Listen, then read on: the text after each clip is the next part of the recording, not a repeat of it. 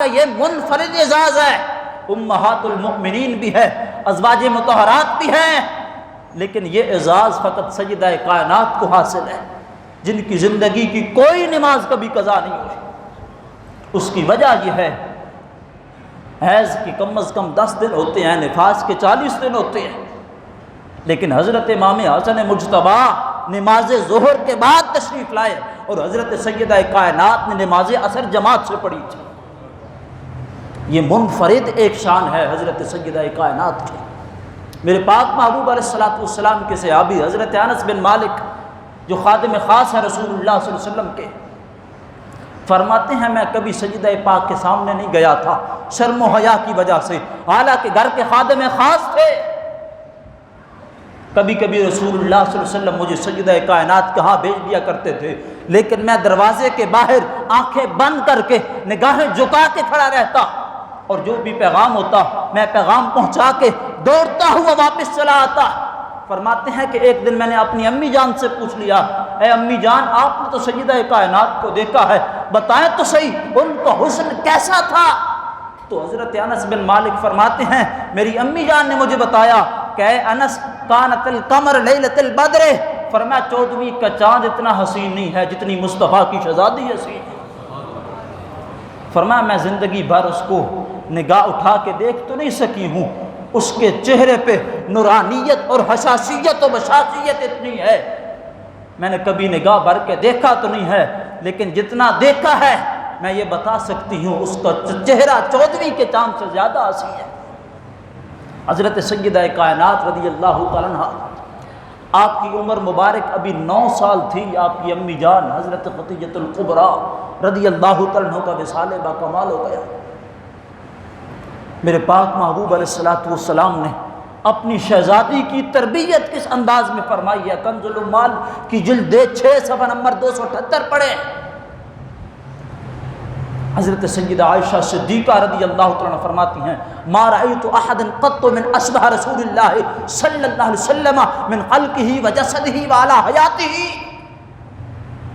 فرماتی ہے پوری کائنات کی عورتوں میں اور بالخصوص آل رسول صلی اللہ علیہ وسلم کے اندر سب سے زیادہ جس کا اٹھنا بیٹھنا چلنا پھرنا سونا ہر ایک انداز مصطفیٰ سے ملتا تھا، وہ سیدہ کائنات کی ذات ہے۔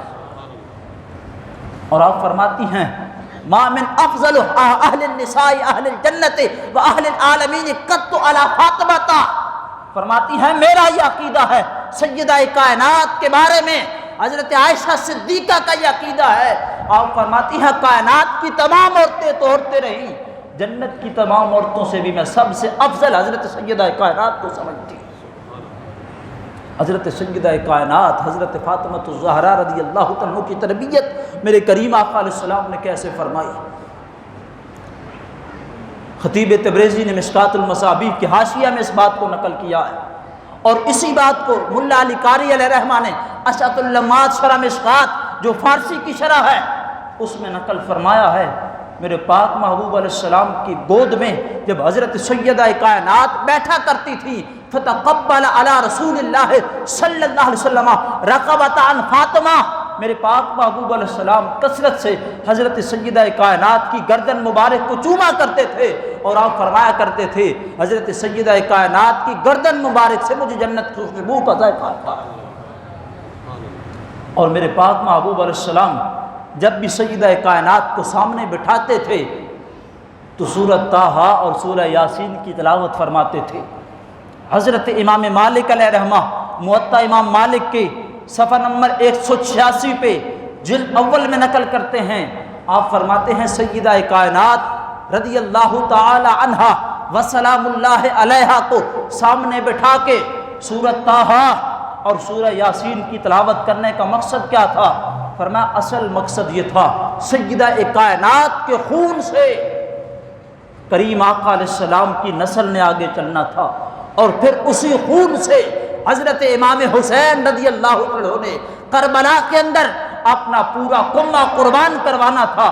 تو کریم آقا علیہ السلام اپنی پیاری شہزادی کی تربیت اس انداز میں فرما رہے تھے اے سیدہ کائنات، اے ملکہ فردوس بری، نور چشم رحمت للعالمین، اے سیدہ کائنات تیری تربیت کے لیے قرآن کو اس کے لیے لازم کر رہا ہوں، جب رب کائنات تجھے امام حسین عطا فرمائے گا تو چکی تو چلائے گی، حضرت امام حسین کے سامنے قرآن پڑھے گی، دودھ پلائے گی، قرآن کی تلاوت کرے گی، گھر کے برتن صاف کرے گی، برتن صاف کرتے کرتے زبان سے قرآن کی تلاوت جاری ہوگی، تو حضرت امام حسین رضی اللہ تعالیٰ عنہ بھی اپنی والدہ سے دودھ نوش فرماتے ہوئے وعدہ کر رہے تھے، اے پیاری امی جان آپ گھر کا کام کریں تو قرآن کی تلاوت کریں، آپ چکی چلائیں تو قرآن کی تلاوت کریں، آپ برتن صاف کریں تو قرآن کی تلاوت کریں، جس طرح آپ میری تربیت قرآن کے سانچے میں کریں گی، امی جان وعدہ کرتا ہوں میرا سر میرے تن سے جدا ہو جائے گا، قرآن کی تلاوت پھر بھی جاری رہے گی۔ نعرہ تکبیر،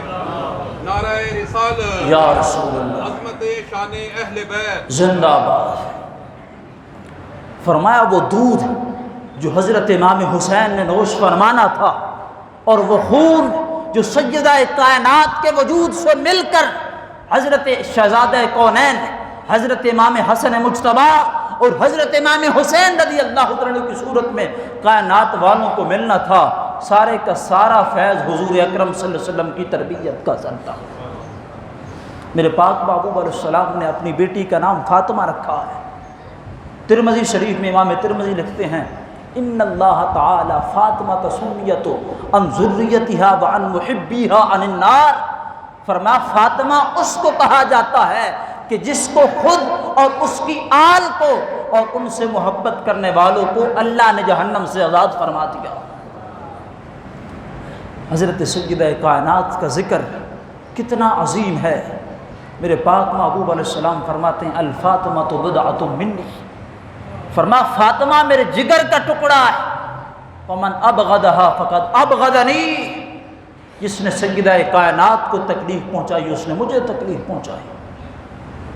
سیدہ کائنات کا ذکر عبادتوں میں سے بہت بڑی عبادت کا نام ہے، اور امام شافعی سے پوچھ لیتے ہیں جن کو محبت آل رسول کی وجہ سے لوگوں نے شیعہ بھی کہا تھا، ان سے پوچھا گیا آپ سیدہ کائنات کا ذکر کس انداز میں کرتے ہیں، آپ سیدہ کائنات کا نام کس وقت لیتے ہیں؟ فرمایا سوال کرنے والے سن لے، لم احدا اجد قط احدا منهم علی لسانہ، فرمایا زندگی بھر اپنی زبان سے سیدہ کائنات کا نام نہیں لیتا کیونکہ میری زبان اس قابل نہیں ہے کہ اتنا پاکیزہ نام لے سکوں۔ فرمایا پھر ذکر کیسے کرتے ہیں؟ فرمایا سب سے پہلے کہتا ہوں ام حسن ہے، ان کے القابات کا ذکر کر کے ان کی تعریفیں کرتا چلا جاتا ہوں، اور زندگی کا یہ معمول ہے جب بھی کوئی دعا کرنی ہوتی ہے پتہ ہو کہ میرے اعمال میں کمی ہے، دعا رہ جائے گی، سیدہ کائنات کا حوالہ دیتا ہوں، رب دعا کے مانگنے سے پہلے ہی عطا فرمائے۔ اس لیے یہ ذکر کیا کرو، اپنی نسلوں کو سکھاؤ سیدہ کائنات کی محبت۔ میرے کریم آقا علیہ السلام کے پیارے غلاموں، آج عرس کا دن ہے حضرت سیدہ کائنات کا، کتنی عظیم ذات ہے وہ۔ جمعے کا دن بھی مل گیا ہمیں، رمضان کا مہینہ بھی مل گیا، اور پھر دن بھی وہ مل گیا جس دن آپ کا عرس مقدس ہے۔ شہزادی کون و مکان کی عظمت کا کیا کہنا۔ میرے کریم آقا علیہ السلام مسجد نبوی میں صحابہ اکرام سے خطاب فرما رہے تھے، روح الامین پاک تشریف لائے، صحیح بخاری لکھنے والے امام بخاری کی تاریخ کبیر پڑھیں، الفوز الکبیر نہیں تاریخ کبیر پڑھیں، الادب المفرد اس کو بھی لکھنے والے بھی امام بخاری ہیں، اس کو پڑھیں، دونوں کتابوں کے اندر یہ حوالہ موجود ہے۔ کریم آقا علیہ السلام مسجد نبوی میں تشریف فرما تھے، حضرت جبرائیل امین علیہ السلام حاضر ہوئے، عرض کی یا رسول اللہ صلی اللہ علیہ وسلم، رب کائنات نے آپ کی بیٹی کا نکاح جنت کے اندر 40,000 ملائکہ کو گواہ بنا کے حضرت علی المرتضیٰ سے فرما دیا۔ میرے پاک محبوب علیہ السلام نے جب یہ سنا کہ علی پاک سے فرما دیا، محدثین نے یہاں پہ بڑی خوبصورت بات لکھی ہے، علی پاک سے حضرت سیدہ کائنات کا نکاح کیوں ہوا اور کسی سے کیوں نہ ہوا؟ پیغامات تو اور بھی گئے تھے۔ فرماتے ہیں اصل میں علی پاک کی ولادت بیت اللہ شریف میں ہوئی تھی۔ بیت اللہ اللہ کا گھر ہے، اور رسول اللہ کے گھر میں سیدہ کائنات تشریف لائی تھی۔ تو فرمایا رب کائنات نے، اے پیارے حبیب، جو میرے گھر میں آیا ہے میں اس کو تیرے گھر میں بھیجنا چاہتا ہوں، تجھے محبوب ہے کہ نہیں؟ سرکار فرماتے ہیں مالک جو تجھے محبوب ہے مجھے بھی محبوب ہے۔ ابھی یہ اعلان ہوا ہی تھا، ابھی روح الامین پاک واپس نہیں گئے تھے۔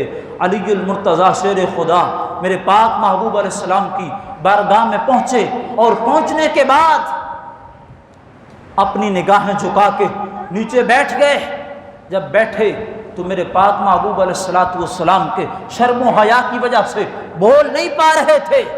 میرے حضور اکرم صلی اللہ علیہ وسلم نے خود پوچھ لیا، این علی حل انت اتزوجت فاطمہ؟ فرمایا علی کیا بات ہے، خاموش بیٹھ گئے ہو، کہیں فاطمہ کو مانگنے تو نہیں آئے؟ یہ وہ گھرانہ ہے جو آپس میں ملے تو رب کائنات کے حکم سے ملتا ہے۔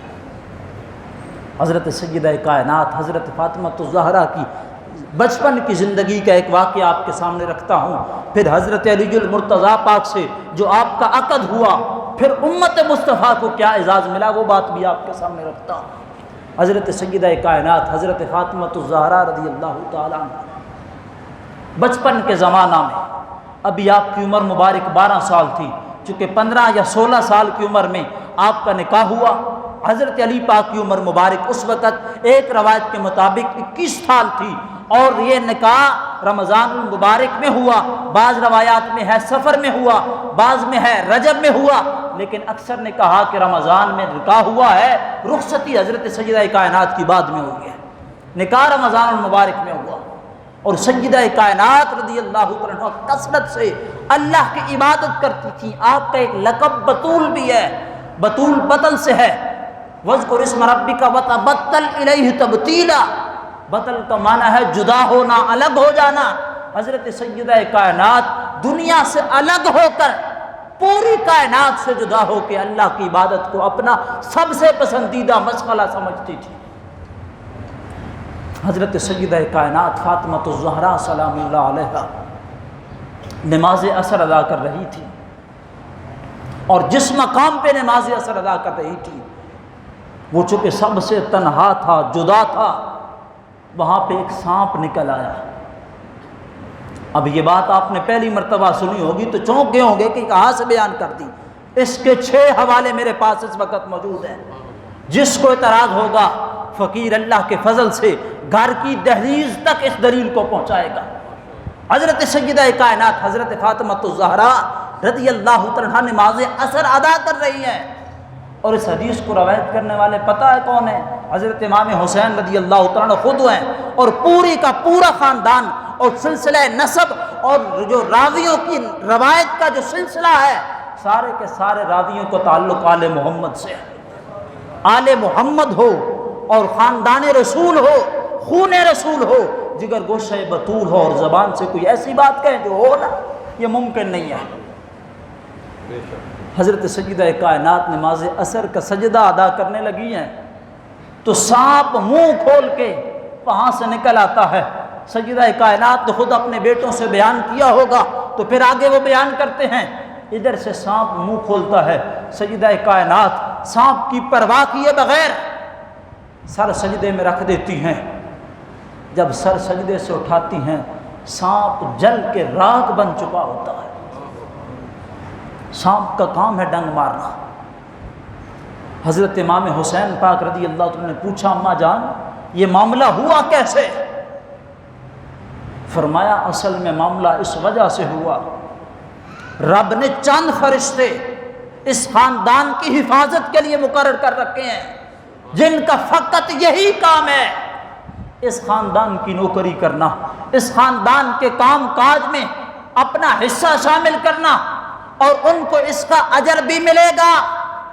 حالانکہ فرشتے اجر کے طالب نہیں ہیں، وہ نوری ہیں، وہ نور سے بنے ہیں، وہ پہلے ہی جنتی ہیں، لیکن فرمایا جو اس خاندان کی حفاظت میں ہیں، اس کی امداد میں ہیں، ان کا رتبہ اوروں سے جدا ہوگا اور بلند ہوگا۔